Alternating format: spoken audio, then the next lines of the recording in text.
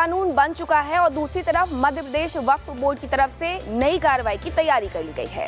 मध्य प्रदेश वक्फ board के अध्यक्ष की तरफ से कहा गया है कि पूरे प्रदेश में 15,000 संपत्तियां हैं, जिनमें से 90% पर अवैध कब्जा है। तो दूसरी तरफ 2,000 लोगों को नोटिस भेजने की तैयारी भी की गई है। मध्य प्रदेश में आखिरकार चल क्या रहा है, इस रिपोर्ट में आपको दिखाते हैं।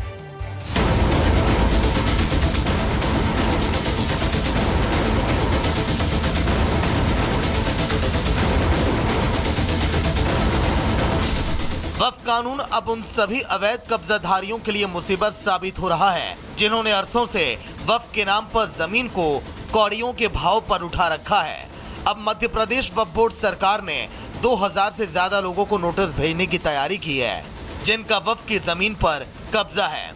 लिस्ट में हैरान करने वाली बात है कि इसमें कांग्रेस नेताओं के नाम भी शामिल हैं। 15,008 वक्फ संपत्तियां हमारे यहाँ विधिवत रजिस्टर्ड हैं और 15,008 वक्फ संपत्तियों पर 90% से अधिक संपत्तियों पर लोगों ने अवैध कब्जे कर रखे हैं। और अब जब नया कानून बन गया है तो मध्य प्रदेश वक्फ बोर्ड ने कमर कसी है ऐसे तमाम लोगों पर एक्शन लेने की। हमने अभी 2,000 लोगों से ज्यादा को चिन्हित किया है और उन 2,000 लोगों को हम नोटिस दे रहे हैं, उनसे कह रहे हैं कि आप हमारी संपत्ति को खाली कीजिए, और खाली नहीं करते हैं आप वैधानिक किराएदार बन जाइए। वक्फ के नाम पर हुई धांधली का जीता जागता सबूत भी रिपब्लिक भारत के कैमरे में कैद हो गया। भोपाल में 2005 में शाहिद आलिम को वक्फ बोर्ड के पीछे मौजूद यातीम खाने का प्रबंधन सौंपा गया, लेकिन कुछ समय के बाद उसने यातीम खाने के सामने की जमीन को किराए पर एक निजी अस्पताल को दिया। बची कुछ और जमीन पर एक बड़े बाजार का संचालन कर रहा है।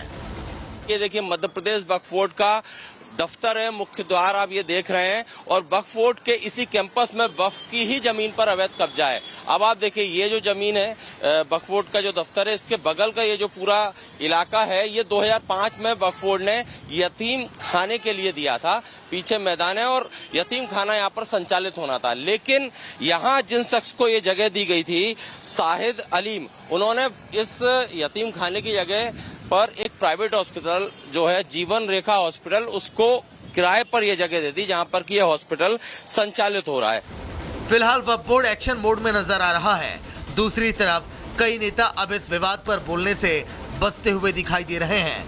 आगे देखना दिलचस्प होगा कि वक्फ बोर्ड सिर्फ नोटिस जारी करने तक ही सीमित रह जाता है या फिर अपनी जमीन भी वापस ले पाता है या नहीं। Bureau report, Republic Bharat. कानून बन चुका है और दूसरी तरफ मध्य प्रदेश वक्फ बोर्ड की तरफ से नई कार्रवाई की तैयारी कर ली गई है।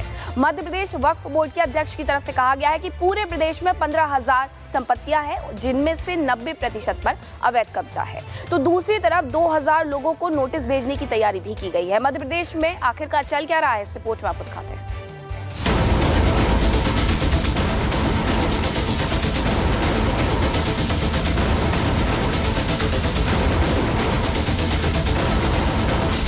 वक्फ कानून अब उन सभी अवैध कब्जाधारियों के लिए मुसीबत साबित हो रहा है जिन्होंने अरसों से वक्फ के नाम पर जमीन को कौड़ियों के भाव पर उठा रखा है। अब मध्य प्रदेश वक्फ बोर्ड सरकार ने 2,000 से ज्यादा लोगों को नोटिस भेजने की तैयारी की है, जिनका वक्फ की जमीन पर कब्जा है। लिस्ट में हैरान करने वाली बात है कि इसमें कांग्रेस नेताओं के नाम भी शामिल हैं। 15,008 वक्फ संपत्तियां हमारे यहाँ विधिवत रजिस्टर्ड हैं और 15,008 वक्फ संपत्तियों पर 90% से अधिक संपत्तियों पर लोगों ने अवैध कब्जे कर रखे हैं। और अब जब नया कानून बन गया है तो मध्य प्रदेश वक्फ बोर्ड ने कमर कसी है ऐसे तमाम लोगों पर एक्शन लेने की। हमने अभी 2,000 लोगों से ज्यादा को चिन्हित किया है और उन 2,000 लोगों को हम नोटिस दे रहे हैं, उनसे कह रहे हैं कि आप हमारी संपत्ति को खाली कीजिए, और खाली नहीं करते हैं आप वैधानिक किराएदार बन जाइए। वक्फ के नाम पर हुई धांधली का जीता जागता सबूत भी रिपब्लिक भारत के कैमरे में कैद हो गया। भोपाल में 2005 में शाहिद आलिम को वक्फ बोर्ड के पीछे मौजूद यातीम खाने का प्रबंधन सौंपा गया, लेकिन कुछ समय के बाद उसने यातीम खाने के सामने की जमीन को किराए पर एक निजी अस्पताल को दिया। बची कुछ और जमीन पर एक बड़े बाजार का संचालन कर रहा है। ये देखिए मध्य प्रदेश वक्फ बोर्ड का दफ्तर है, मुख्य द्वार आप ये देख रहे हैं और वक्फ बोर्ड के इसी कैंपस में वक्फ की ही जमीन पर अवैध कब्जा है। अब आप देखिए ये जो जमीन है वक्फ बोर्ड का जो दफ्तर है, इसके बगल का ये जो पूरा इलाका है, ये 2005 में वक्फ बोर्ड ने यतीम खाने के लिए दिया था। पीछे मैदान है और यतीम खाना यहाँ पर संचालित होना था, लेकिन यहाँ जिन शख्स को ये जगह दी गई थी, शाहिद अलीम, उन्होंने इस यतीम खाने की जगह पर एक प्राइवेट हॉस्पिटल जो है जीवन रेखा हॉस्पिटल, उसको किराए पर यह जगह दे दी, जहां पर कि यह हॉस्पिटल संचालित हो रहा है।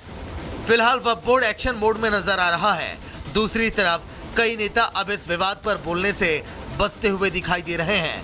आगे देखना दिलचस्प होगा कि वक्फ बोर्ड सिर्फ नोटिस जारी करने तक ही सीमित रह जाता है या फिर अपनी जमीन भी वापस ले पाता है या नहीं।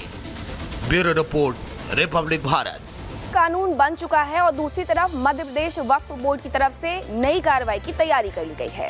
मध्य प्रदेश वक्फ बोर्ड के अध्यक्ष की तरफ से कहा गया है कि पूरे प्रदेश में 15,000 संपत्तियां हैं, जिनमें से 90% पर अवैध कब्जा है। तो दूसरी तरफ 2,000 लोगों को नोटिस भेजने की तैयारी भी की गई है। मध्य प्रदेश में आखिरकार चल क्या रहा है, इस रिपोर्ट में आपको दिखाते हैं।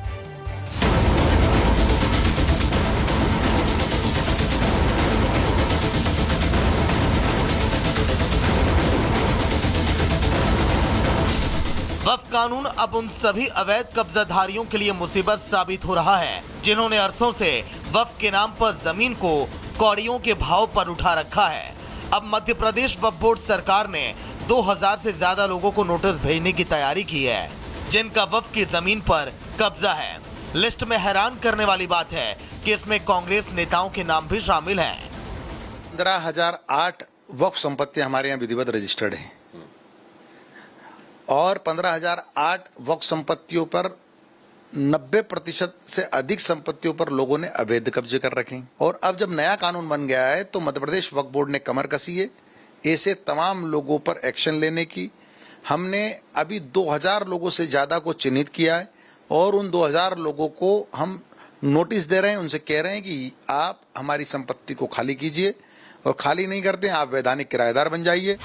वक्फ के नाम पर हुई धांधली का जीता जागता सबूत भी रिपब्लिक भारत के कैमरे में कैद हो गया।